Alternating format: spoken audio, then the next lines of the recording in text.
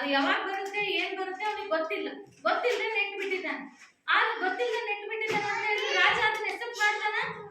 ಯಾಕೆ ರಾಜನಿಗೆ ಏನ್ ಹೇಳ್ಬೇಕು? ಯಾವಾಗ ಬೆಳೆ ಬರುತ್ತೆ ನನಗೆ ಎಷ್ಟು ಲಾಭ ಬರುತ್ತೆ ಅನ್ನೋದನ್ನ ರಾಜನಿಗೆ ಏನ್ ಮಾಡ್ಬೇಕು? ಅವನು ವರದಿನ ಕೊಡ್ಬೇಕು. ರಾಜನಿಗೆ ಅವನು ವರದಿ ಕೊಡಲ್ಲ.